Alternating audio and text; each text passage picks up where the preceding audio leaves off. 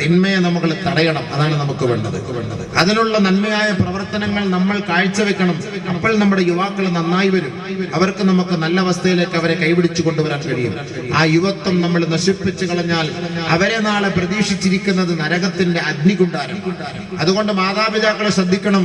നമ്മുടെ മക്കളെ നന്നാക്കാൻ അള്ളാഹു പഠിപ്പിക്കുകയാണ്. പരിശുദ്ധ ഖുർആനിൽ അള്ളാഹു പറയുന്നത് നിങ്ങളാണ് നിങ്ങളുടെ മക്കളെ നന്നാക്കി എടുക്കേണ്ടത്. യാ അയ്യുഹല്ലദീന ആമനൂ ഖൂ അൻഫുസകും വഅഹ്ലീകും നാറാ വഖൂദുഹാ അൻ-നാസു വൽ ഹിജാറ അലൈഹാ മലായിക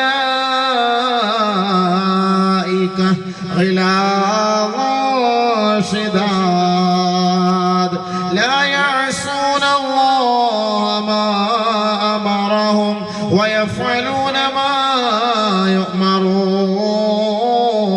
يؤمرون. ഭൗതിക ഇച്ഛയോട് ഭൗതിക ആസക്തിക്ക് പിന്നാലെ പോകുന്ന യുവാക്കളെ, ആ യുവാക്കളെ നിങ്ങൾ അള്ളാഹുവിന്റെ ഈ ആയത്തുകളൊന്ന് കേൾക്കണേ. പരിശുദ്ധമായ ഖുർആനിന്റെ വഴികളെ ഒന്ന് ശ്രദ്ധിക്കണേ. നിനക്കുള്ള വഴികാട്ടിയല്ലയോ ഖുർആൻ? സത്യത്തിന്റെ വഴികാട്ടിയല്ലയോ ഖുർആൻ? ജീവിതത്തിന്റെ തുടിപ്പല്ലയോ ഖുർആൻ? മാനവ സമൂഹത്തിന്റെ സത്യത്തിന്റെ സത്സരണിയിലേക്ക് എത്തിക്കുന്ന പരിശുദ്ധമായ കവാടമല്ലയോ ഖുർആൻ?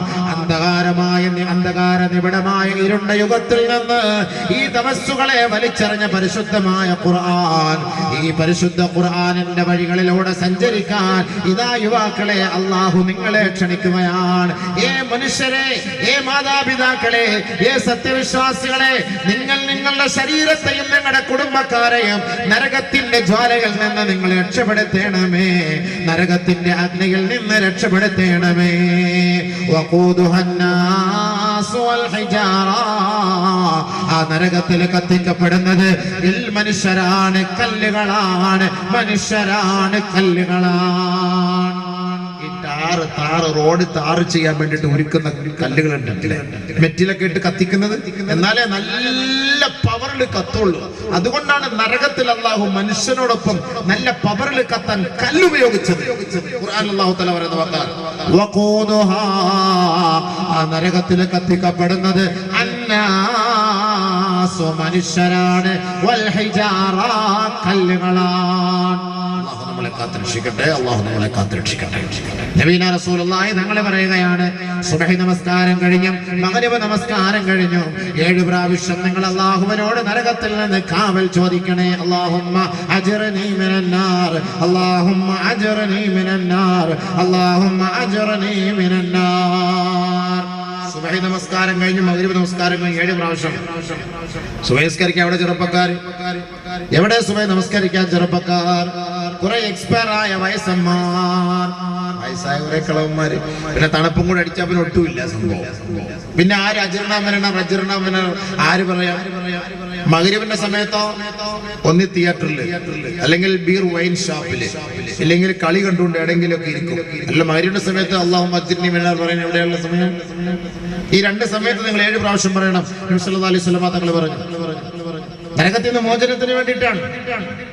പിന്നെ നിസ്കാരത്തിൽ അല്ലാഹുവിന്റെ റസൂൽ പഠിപ്പിച്ചിരിക്കുകയാണ്, ഇദാ ഫറഗത മിന തശഹുദിൽ ആഖിർ, എന്റെ അവസാനത്തെ തഹിയാത്ത് നീ ഓതി കഴിഞ്ഞാൽ ഫൽയതഅവദ് ബില്ലാഹി മിൻ 4 കാര്യങ്ങൾ അല്ലാഹുവിനോട് കാവൽ ചോദിക്കണമേ. ആദരവായ റസൂലുള്ളാഹി തങ്ങൾ പറയുകയാണ്, 1 മിൻ അദാബിൽ ഖബരി, ഖബറിന്റെ ശിക്ഷയിൽ നിന്ന്. 2 മിൻ അദാബിൻ നാർ, നരകത്തിന്റെ ശിക്ഷയിൽ നിന്ന്.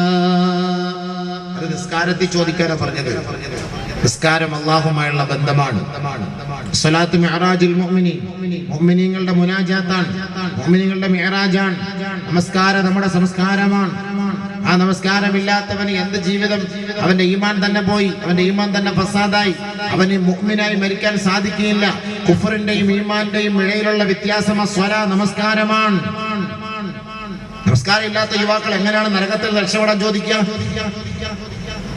അവസാനത്തെ തഹിയ്യാത്ത് ഓതുമ്പോൾ അല്ലാഹുമ്മ ഗ്ഫിർ ലി മാ ഖദ്ദംതു വമാ അഖർതു വമാ അസ്റർതു വമാ അലൻതു വമാ അസ്റഫ്തു വമാ അൻത അഅലമു ബിഹി മിന്നി. എന്ത് അർത്ഥമാണിത്?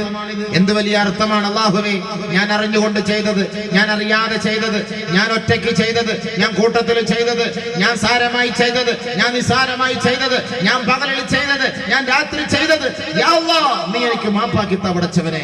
എപ്പോഴാ ചെയ്തത്? നമസ്കാരത്തിലാണ്. അല്ലാഹു തീർച്ച നമ്മുടെ ദുആയിക്കും അല്ലാഹുക്കും ഇടയിൽ മറയില്ല. ആ തഹിയ്യാത്തിൽ എഴുതുകൊണ്ട് ആത്മാർത്ഥം റബ്ബി ഗഫിർലി വർഹംനി വജ്ബുർനി വർഫഅനി വർസുഖ്നി വഹ്ദിനി വആഫിനി. എത്ര വലിയ അർത്ഥം. നീ ആഫിയത്ത് താ അല്ലാഹ്, ആരോഗ്യം താ അല്ലാഹ്, റിസ്ക് താ അല്ലാഹ്, ബർക്കത്ത് താ അല്ലാഹ്, സിഹത്ത് താ അല്ലാഹ്, വിട്ടുവീഴ്ച അല്ലാഹ്, മാപ്പ് ചെയ്യ അല്ലാഹ്. 5 നേരം നമസ്കരിക്കുന്ന മനുഷ്യന്റെ പാപം അല്ലാഹ് പൂർണ്ണമായിട്ടും മാപ്പാക്കി തരുമെന്ന് പറഞ്ഞതിന്റെ ലക്ഷ്യം അതാണ്. 5 നേരത്തിൽ ഇവന്റെ ദുആ അല്ലാഹ് സ്വീകരിച്ചാൽ അവന്റെ പാപം മാപ്പാക്കപ്പെടുകയില്ലേ? അവൻ നേരെ സ്വർഗമല്ലേ? യുവാവേ, നീ ഇത് മറന്നു പോവുകയാണോ? നിന്റെ നമസ്കാരം എവിടെ നീ ദുആ ചെയ്യാൻ? നിന്റെ യുവത്വം മുഴുവനും നീ ഭൗതികമായ ആസക്തിക്ക് വേണ്ടി ചെലവ് ചെയ്തിട്ട് എവിടെയെങ്കിലും ഏതെങ്കിലും വൈൻ ഷാപ്പിലോ മദ്യഷാപ്പിലോ ഏതെങ്കിലും ബാറിലോ ഏതെങ്കിലും സിനിമാ തിയേറ്ററുകളിലോ നിന്റെ ജീവിതം അസ്തമിച്ചു പോയാൽ അവിടെ നിന്ന് നിന്റെ മയ്യത്തെടുത്ത് പള്ളിയുടെ മിമ്പറിന്റെ മിഹ്റാബിന്റെ ഓരത്തിൽ കൊണ്ടുവച്ച് അല്ലാഹുമ്മ ഗ്ഫിർ ലഹു വർഹംഹു എന്ന് പറയുമ്പോ മാതാപിതാക്കളെ ലജ്ജയില്ലേ? ഈ മയ്യത്ത് എവിടെ നിന്ന് എടുത്തിട്ട് വന്നത്? എവിടെ നിന്നാണ് കൊണ്ടുവന്നത്? Wine shop, മദ്യഷാപ്പ്.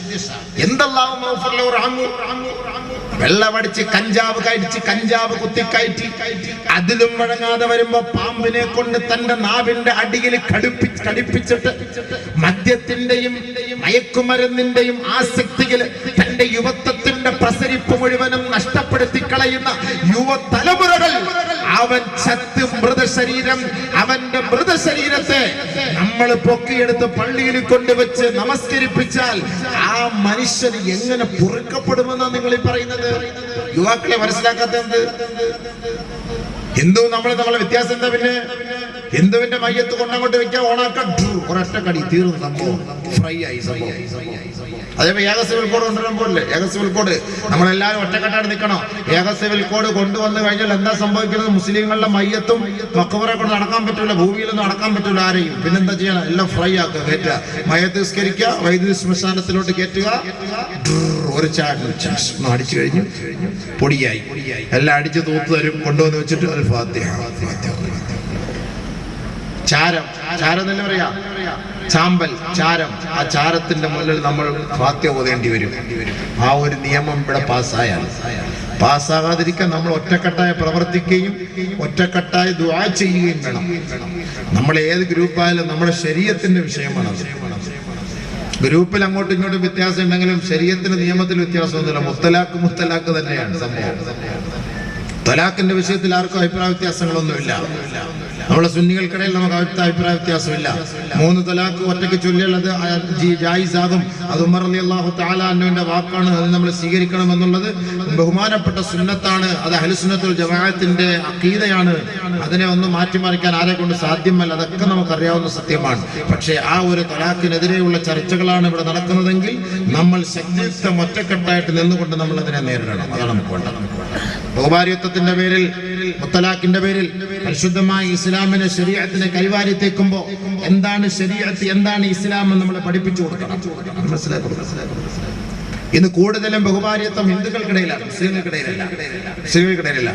ആ 4%, 3% മുസ്ലിമീങ്ങൾക്കിടയിൽ ബഹുഭാര്യത്വം ഉണ്ടെങ്കിൽ 7% അമുസ്ലിമീങ്ങളായ ഹിന്ദുക്കൾക്കിടയിലാണ് ബഹുഭാര്യത്വം. മുസ്ലിങ്ങൾക്കിടയിലല്ല, ഹിന്ദുക്കൾക്കിടയിലാണ് ബഹുഭാര്യത്വം കൂടുതൽ. നമുക്ക് വല്ല കണക്കൊല്ല അറിയോ? പരിശുദ്ധമായ ഖുർആൻ ബഹുഭാര്യത്വത്തിന് പ്രോത്സാഹനം നൽകുന്നില്ല. എവിടെയെങ്കിലും ഉണ്ടോ? പരിശുദ്ധമായ ഖുർആൻ പറയുന്ന വാക്കെന്താ? വഇൻ ഖിഫ്തും അല്ലാ തഅദിലൂ ഫവാഹിദ. ഒന്ന് മതി, വാഹിദ് ബസ്, യക് ബസ്, ഒരാൾ മതി എന്നാ പറഞ്ഞ ഖുർആൻ. വലൻ തസ്തതിഊ അൻ തഅദിലൂ ബൈനൻ നിസാഇ വലൗ ഹറസ്തും. ഭാര്യമാർക്കിടയിൽ നിനക്ക് നീതി പുലർത്താൻ സാധിക്കുകയില്ല. അപ്പൊ ഒന്ന് മതി. പരിശുദ്ധ ഖുർആൻ ഒന്ന് മതി എന്നാ ഖുർആൻ പഠിപ്പിക്കുന്നത്. അവൻ പരിശുദ്ധ ഖുർആൻ പോലും ഒന്നിലധികം പെണ്ണ് കെട്ടാൻ പ്രോത്സാഹനം നൽകുന്നില്ല. പിന്നെ ചില സാഹചര്യങ്ങൾ വന്നാൽ മാത്രമേ അത് അനുവദിക്കുന്നുള്ളൂ. പരിശുദ്ധ ഇസ്ലാം പഠിപ്പിക്കുന്ന 4 കാര്യങ്ങളാണ് ബഹുമാര്യത്വത്തിന് അനുവാദം നൽകുന്നത്. 1, തന്റെ ഭർത്താവിന്റെ ലൈംഗികമായ അമിതമായ ആസക്തി.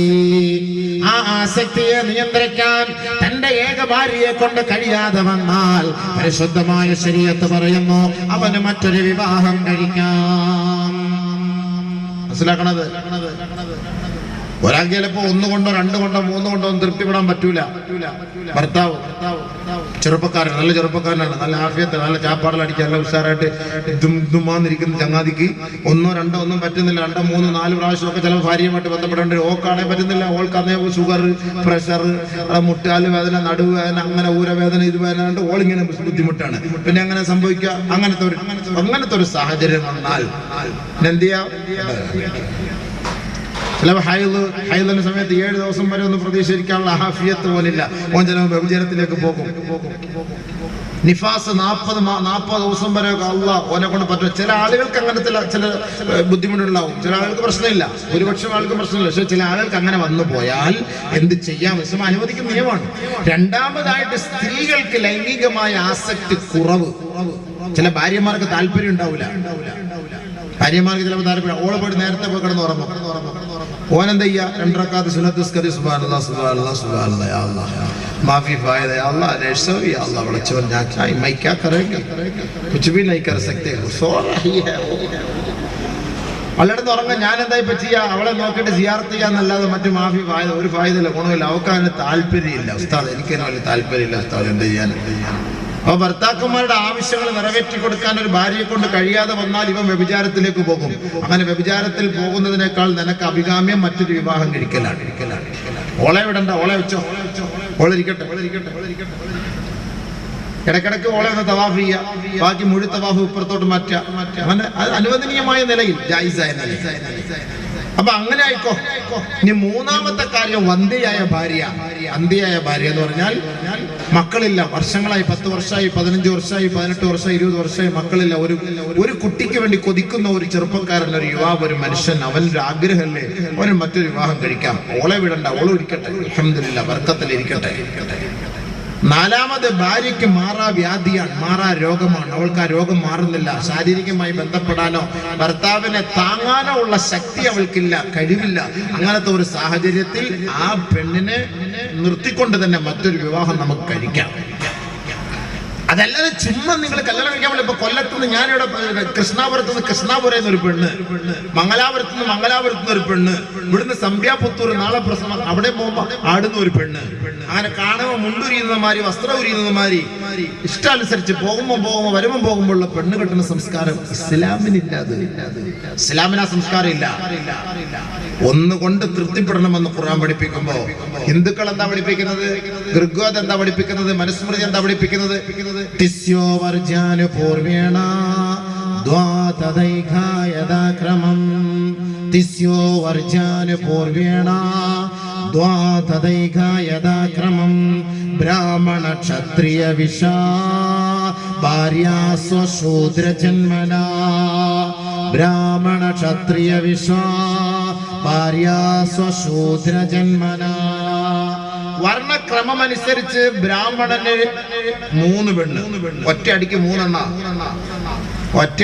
എണ്ണ അടിച്ചോണം, തട്ടിക്കോണം. ബ്രാഹ്മണർക്ക് 3, ക്ഷത്രിയർക്ക് 2, വൈശ്യന് 1, ശൂദ്രന് സ്വന്തം സ്വജാതിയിൽ നിന്ന് മാത്രമേ പെണ്ണ് കെട്ടാൻ അനുവാദമുള്ളൂ. ഋഗ്വേദം 9:90 10ാമത്തെ ഭാഗം പഠിപ്പിക്കുന്നു, വന്ധ്യയായ പെണ്ണിനെ 8 വർഷം കഴിഞ്ഞ് ഒഴിവാക്കണം. പെണ്ണ് മാത്രം ചാപ്പിള്ള പ്രസവിക്കുന്ന പെണ്ണിനെ, പറഞ്ഞ ആണും പെണ്ണും അല്ല, പ്രസവിക്കുന്ന എല്ലാം ചാപ്പിള്ളയാണ്. അങ്ങനെ ആണും പെണ്ണും അല്ലാത്ത കുട്ടികളെ പ്രസവിക്കുന്ന പെണ്ണുണ്ടല്ലോ, ആ പെണ്ണിനെ 10 വർഷം കഴിഞ്ഞു. പെൺകുട്ടിയെ മാത്രം പ്രസവിക്കുന്ന പെണ്ണിനെ 11 വർഷം കഴിഞ്ഞും ഒഴിവാക്കേണ്ടതാണ്. ബ്രാഹ്മണ മതം, ഹിന്ദു മതമോ പഠിപ്പിക്കുന്നത്? ഖുർആനോ ഹദീസോ ബൈഹഖിയോ ബുഖാരിയോ മുസ്ലിമോ ഇബ്നു മാജായോ ശുഅബത്തുൽ ഈമാൻ ഒന്നും അല്ല ഇത് പറയുന്നത്. അഭിപ്രായം പറയുന്ന പെണ്ണിനെ ഉടനെ തന്നെ നിങ്ങൾ തലാക്ക് ചൊല്ലണം, ഒഴിവാക്കണം. അഭിപ്രായം പറയുന്നത് ഉടനെ. ഒരു ഭാര്യയ്ക്ക് ഒരു ഭർത്താവിന്റെ മുന്നിൽ അഭിപ്രായം പറയാൻ പാടില്ല. ഹിന്ദുമത സംസ്കാരം. അവളെ ഉടനെ തന്നെ നിങ്ങൾ ഒഴിവാക്കിയിട്ട് മറ്റൊരു വിവാഹം നിങ്ങൾ കഴിക്കണം. അതാണ് ഹിന്ദുമത സംസ്കാരം. ഇസ്ലാമിക സംസ്കാരം അങ്ങനെയാണോ? ഇസ്ലാം എന്താ പെണ്ണിനെ കുറിച്ച് പറഞ്ഞത്? അവളെ അടിക്കരുത്, അവളെ പൊട്ടിക്കരുത്, വേദനിക്കരുത്. ആദരവായ റസൂലുള്ളാഹി തങ്ങൾ പറയുകയാണ്, അലാ ഉഖ്ബിറുക്കും ബിഖൈരി മാ യക്നിസുൽ മറൂ. ഒരു പുരുഷനെ കൊണ്ട് സൂക്ഷിച്ചു വെക്കാവുന്നതിൽ ഏറ്റവും നല്ല സമ്പത്ത് എന്തെന്ന് ഞാൻ പഠിപ്പിച്ചു തരട്ടെയോ? ഖാലൂ ബലാ യാ റസൂലല്ലാഹ്. അല്ലാഹുവിന്റെ റസൂലേ പഠിപ്പിച്ചു തന്നാലും അൽ മർഅതു സാലിഹാ, അത് സാലിഹത്തായ പെണ്ണാണ്, സാലിഹത്തായ പെണ്ണാണ്. ഇദാ നദറ ഇലൈഹാ സറത്തുഹു വഇദാ അമറഹാ അതാഅതുഹു വഇദാ ഗാബ നാഫിളതുഹു. ഭർത്താവിന്റെ അപാകതയിൽ, ഭർത്താവിന്റെ അപ്രത്യക്ഷത്തിൽ ഭർത്താവിനെ സൂക്ഷിക്കുന്ന പെണ്ണാണവൾ. ഭർത്താവ് കടന്നു വരുമ്പോ, ഭർത്താവിനെ കാണുമ്പോ അവളുടെ കണ്ണിമകൾ കൊണ്ട് ഭർത്താവിനെ സന്തോഷിപ്പിക്കുന്ന പെണ്ണാണവൾ. ഭർത്താവ് ഏതെങ്കിലും ഒരു വാക്ക് പറഞ്ഞാൽ ആ വാക്കിനെ സ്വീകരിക്കുന്ന പെണ്ണാണവൾ.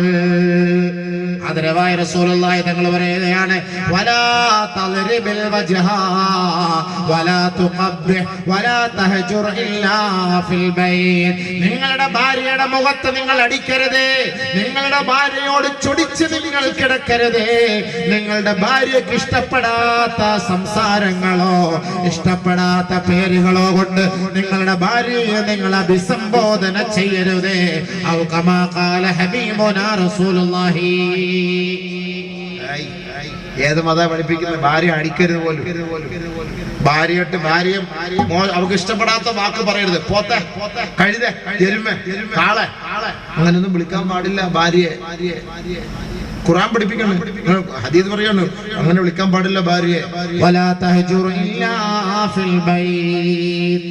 പുരയിൽ വെച്ചിട്ടല്ലാതെ ഓളെടുത്ത് മുണ്ടാണ്ടിരിക്കരുത്. പുരയിൽ വെച്ച് തന്നെ വേണമെങ്കിൽ മുണ്ടാണ്ടിരിക്കരുത്. ഓളെ ഒരുമിച്ച് റൂമിൽ കിടക്കുമ്പോ ഓള് മിണ്ടുന്നില്ല, ഓളിച്ചിരി ചൊടിച്ചിരിക്കുകയാണ്. ഓളച്ചിരി നമുക്കൊരു പാഠം പഠിപ്പിക്കണം. അനെന്തിച്ചാണോ നമ്മ മോളിൽ പോയി കിടക്കണം, ഓള് താഴെ കിടക്കും റൂമിന്റെ മുകളിൽ. പിന്നെ മോളിലില്ല മീത്തയില് വീടില്ലാത്തവരാണെങ്കിൽ അടുത്ത റൂമിൽ പോയി കിടക്കണം. അടുത്ത റൂമിൽ ഒരുമിച്ച് കിടക്കാൻ പാടില്ല. 2-3 ദിവസം നോക്കണം. അതാണ് ഖുർആൻ പഠിപ്പിക്കുന്നത്. വല്ലാത്തി തഖാഫൂന നുശൂസഹുൻ ഫഅഇദൂഹുന്ന വഹ്ജുറൂഹുന്ന ഫിൽ മളാജി വദ്രിബൂഹുൻ فإن طعنكم فلا تبغوا عليهن سبيلا. അനുസരണക്കേട് കാണിക്കുന്ന നിങ്ങളുടെ ഭാര്യമാരോട് പരിശുദ്ധമായ ഇസ്ലാം 3 തലാഖ് ചൊല്ലാനല്ല പഠിപ്പിക്കുന്നത്. അനുസരണക്കേട് കാണിക്കുന്ന ഭാര്യമാരോട് എന്ത് സമീപനമാണ് സ്വീകരിക്കേണ്ടതെന്ന് പരിശുദ്ധമായ ഖുർആൻ നമുക്ക് പറഞ്ഞു തരികയാ. ഒന്നാമത്തെ പടിയായി അവളെ നിങ്ങൾ വിളിച്ച് ഉപദേശിക്കണേ. അവളൊക്കെ പറഞ്ഞ് മനസ്സിലാക്കി കൊടുക്കണം. ഭർത്താവിന്റെ മഹത്വം എന്ന് പറഞ്ഞ് മനസ്സിലാക്കി കൊടുക്കണം. ഞാൻ ആരാണ്? ഞാൻ നിന്റെ ഭർത്താവാണ്. എന്റെ മഹത്വം എന്താണ്? അത് പഠിപ്പിച്ചു കൊടുക്കണം. 1. രണ്ടാമത്, അതും അവൾ അനുസരിക്കുന്നില്ല എങ്കിൽ കിടക്കയിൽ നിന്ന് മാറിക്കിടക്കണം, വേറെ റൂമിൽ പോയി കിടക്കണം. അതും മനസ്സിലാക്കുന്നില്ല എങ്കിൽ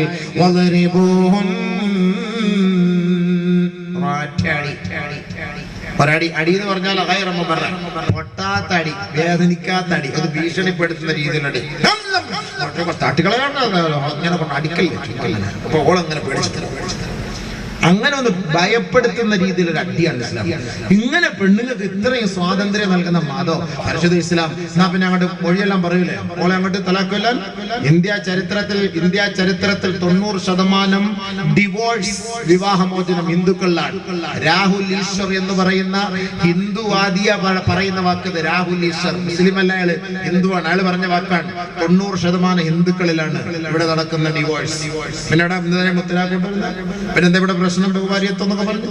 സ്ത്രീകളെ കുറിച്ച് ഹിന്ദു മതത്തിന്റെ താല്പര്യം എന്താ? ഹിന്ദു മത സ്ത്രീകളെ കുറിച്ച് പഠിപ്പിക്കുന്ന യാജ്ഞവൽക്യോപനിഷത്ത് 17, 18, 16, 1, 57 എടുത്തു വെച്ച് പരിശോധിച്ച് നോക്കിയാല് ജ്വലന അഭിദുര്യോബി സരസ അഭിധീരസ ജ്വലന അഭിദുര്യോബി സരസ അഭിനീരസ സ്ത്രീയോ ഹി നരകാഗ്നി നാമിന്ദനം ദാരുദാരുണം.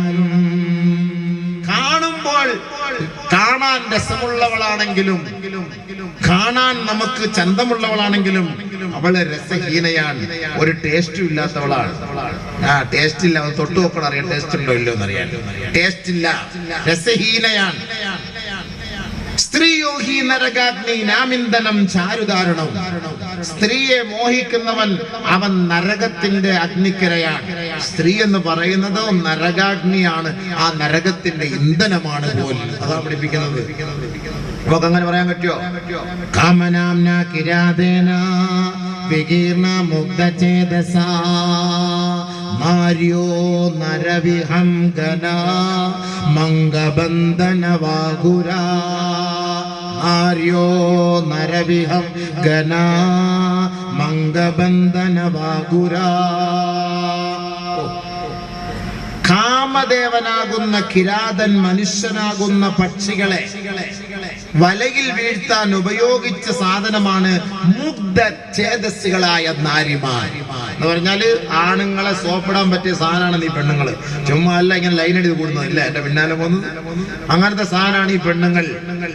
മനുസ്മൃതി പഠിപ്പിക്കുന്നു, സ്ത്രീകളോട് ഒരു ചങ്ങാത്തവുമില്ല. സ്ത്രീകളുടെ ഹൃദയം കഴുതപ്പുലിയുടെ ഹൃദയമുള്ളവളാണ്. സ്ത്രീകൾ കഴുതപ്പുലിയുടെ ഹൃദയമുള്ളവളാണ്.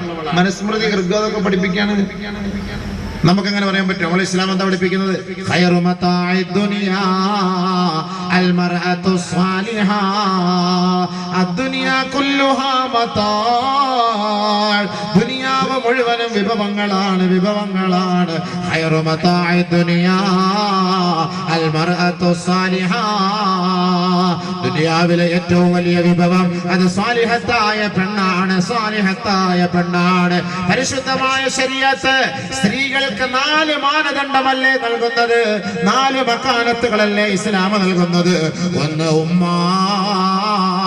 മാതാവ് എന്ന് പറയുന്ന പവിത്രമായ മക്കാനത്ത് നൽകി ആദരിക്കുന്നത് ഇസ്ലാമല്ലയോ? മദാസ പാർവതി ദേവി പിതാ ദേവോ മഹേശ്വര. മാതാവ് എന്ന ഒരു മഹത്വം ലോകത്ത് പഠിപ്പിക്കുന്ന മതമാണ് പരിശുദ്ധമായ ഇസ്ലാം. പെണ്ണിന് 4 സ്ഥാനമാണ് സ്ത്രീകൾക്ക് ഇസ്ലാം നൽകുന്ന മക്കാനത്ത്. 1 മാതാവ്, മാതാവ്. 2 പുത്രി, പുത്രി മകൾ. 3 ഭാര്യ, സൗജത്ത്, നമ്മുടെ ഭാര്യ. 4 സഹോദരി, നമ്മുടെ സഹോദരി. 4 മഹത്വല്ലേ? ഈ 4നും ഇസ്ലാം എന്ത് മാനദണ്ഡം കൽപ്പിക്കുന്ന? 1 മാതാവ്. بوالدي إحسانا حملته أمه وهنا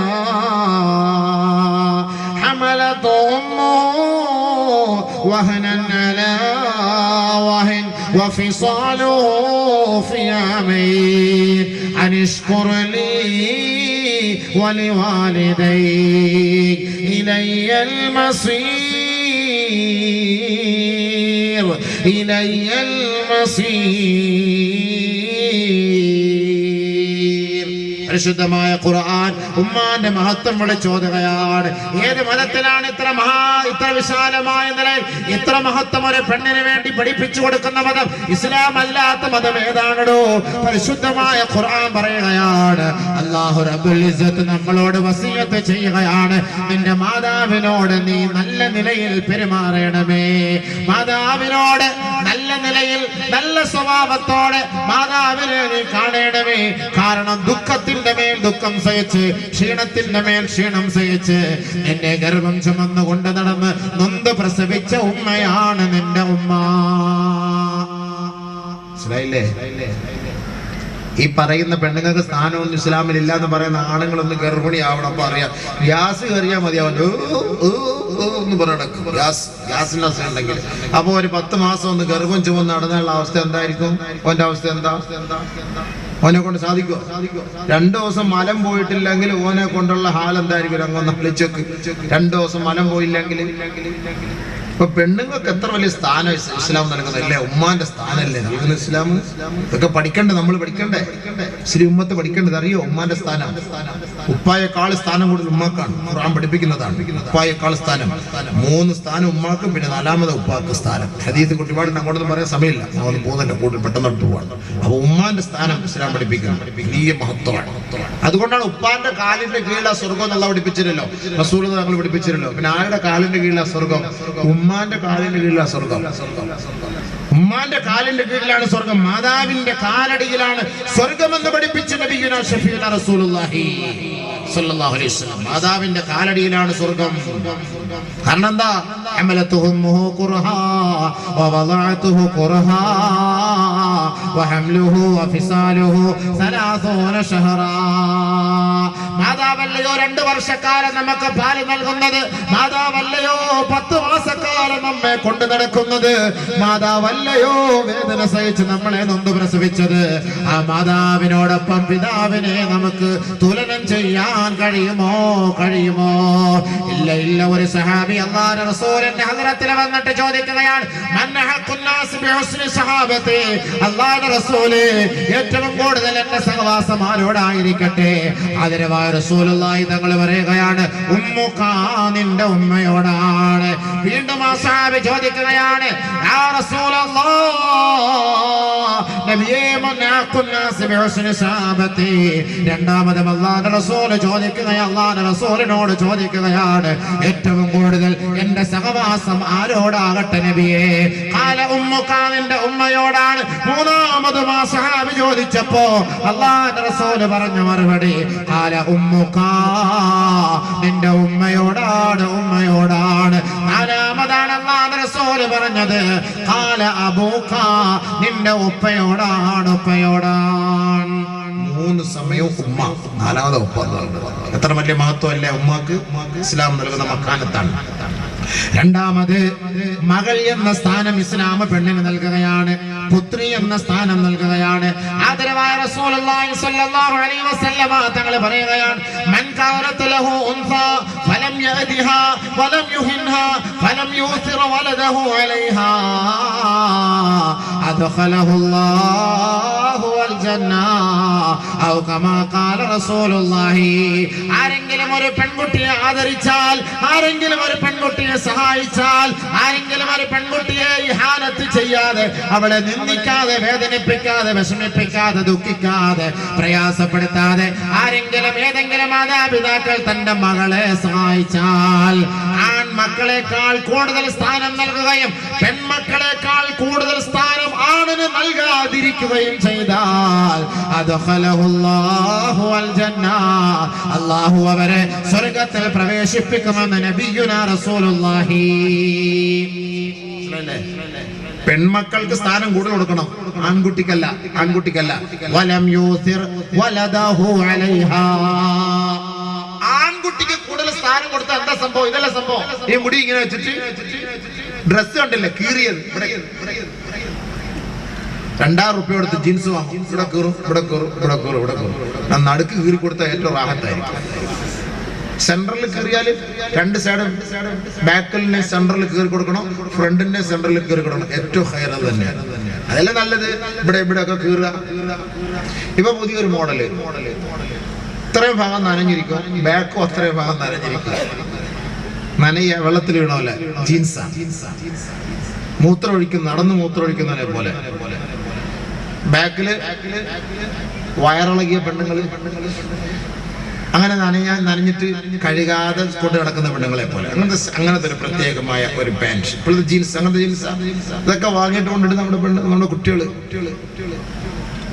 പകുതി ഡ്രസ്, അതായത് ഇന്നത്തെ എന്താ പറയാ, ബർമൂഡ. നമ്മുടെ ചെറുപ്പക്കാർ ഉസ്താദിന്റെ മുന്നിൽ പോകാൻ നാണമില്ല, ലജ്ജയില്ലേ, പള്ളിയിൽ പോകാൻ ലജ്ജയില്ലേ, ഈ ആലിമ്യങ്ങളുടെ മുന്നിൽ, മദ്രസയില് ഈ അണ്ടർവെയർ, എന്നെ പറയുന്ന പേര് അണ്ടർവെയർ അല്ലെ, അണ്ടർവെയർ ഇത് ഇട്ടിട്ട് ഇന്ന് പോവാണ്. ബർമൂഡ സംസ്കാരം. നഊദുബില്ലാ. പള്ളിയിൽ നിസ്കരിക്കാൻ പറഞ്ഞത് ഇട്ടിട്ടാണ്, പള്ളിയിൽ നിസ്കരിക്കാൻ പറഞ്ഞത്. ഇൻഫോ പാർക്ക്, ടെക്നോ പാർക്കിലൊക്കെ പഠിക്കുന്ന പെൺകുട്ടികൾ, ഇതാ അവിടെ ജോലിക്ക് പോകുന്ന പെൺകുട്ടികളൊക്കെ ഇതായിടുക. അതനുസരിച്ചാണ് ഇത് നമ്മുടെ പുരുഷന്മാരും നമ്മുടെ യുവാക്കളും ഇതേപോലെ അനുകരിക്കുന്നു, അവരെ പോലെ അനുകരിക്കുന്നു. നിക്കർ. അള്ളാഹു കാത്തുരക്ഷിക്കട്ടെ, അള്ളാഹു കാത്തുരക്ഷിക്കട്ടെ. ഈ യുവതലമുറ എങ്ങോട്ട് പോകുന്നു നമുക്ക് മനസ്സിലാവുന്നില്ല. പാശ്ചാത്യന്മാരെ പിൻപറ്റിയാണ്. ഇത്തിബാഉൽ ഹവാ, ഇതൊക്കെ ഹവായ, ഇത്തിബാഉൽ ഹവായ. ഇതൊക്കെ നബി സല്ലല്ലാഹു അലൈഹി വസല്ലം തങ്ങൾ പറഞ്ഞ വാക്കുകളാണ്. നമ്മൾ സൂക്ഷിക്കണം.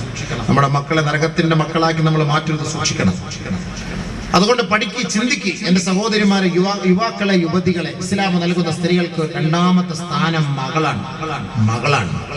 വലിയ സ്ഥാനാണ്. നബിയുനാ റസൂലുള്ളാഹി തങ്ങൾ പറയുകയാണ്, ഏതെങ്കിലും ഒരു പെൺകുട്ടിയുടെ കണ്ണുനീര് ഏതെങ്കിലും ഒരു ഉപ്പ തുടച്ചു മാറ്റിയാൽ നാളെ അർശിന്റെ തണല് ആ ഉപ്പാക്ക് നൽകപ്പെടുമെന്ന് കമാ ഖാല റസൂലുള്ളാഹി. പെൺമക്കൾ കരയുമ്പോ കണ്ണ് തുടച്ചു കൊടുക്കണം. പെൺമക്കൾ കരയുമ്പോ തുടച്ചോക്കണം. മോളെ നീ കരയില്ല, എന്തിനു കരയുന്ന? ഉപ്പ മുട്ടായി വാങ്ങിത്തരാം, ഉപ്പ നിനക്ക് ഡ്രസ്സ് വാങ്ങിത്തരാം, ഉപ്പ നിനക്ക് പൈസ തരാം, എന്തിനു നീ കരയില്ല മോളെ എന്ന് പറഞ്ഞിട്ട് പെൺമക്കളുടെ കണ്ണുനീര് തുടച്ചു മാറ്റിയാൽ ആ ഉപ്പാക്ക് ഇസ്ലാം നൽകുന്ന സ്ഥാനം അർശിന്റെ തണൽ. മൂന്നാമതായി സ്ത്രീകളുടെ മക്കാണത്ത് ഭാര്യയാണ്. എന്താ സംഭവം അവളല്ലേ? ഭാര്യ സീരിയലില് ഭാര്യ നല്ല സ്ഥാനാണ്. സംഭവം ഭാര്യ ഭയങ്കര സംഭവം തന്നെയാണ് ഈ ഭാര്യ എന്ന് പറഞ്ഞത്. നിസാഉകും ഹർസുൻ ലക്കും ഫഅതൂ ഹർസകും അന്നാ ശിഅ്തും ഹുന്ന ലിബാസുൻ ലക്കും വഅൻതും ലിബാസുൻ ലഹുൻ. നിങ്ങൾ അവരുടെ വസ്ത്രമാണ്, അവർ നിങ്ങളുടെ വസ്ത്രമാണ്. സ്ത്രീകളെ കുറിച്ച് പറഞ്ഞ വസ്ത്രം, സ്ത്രീകളെ കുറിച്ച് പറഞ്ഞ വസ്ത്രം. وَمِنْ آيَاتِهِ أَنْ خَلَقَ لَكُم مِّنْ أَنفُسِكُمْ أَزْوَاجًا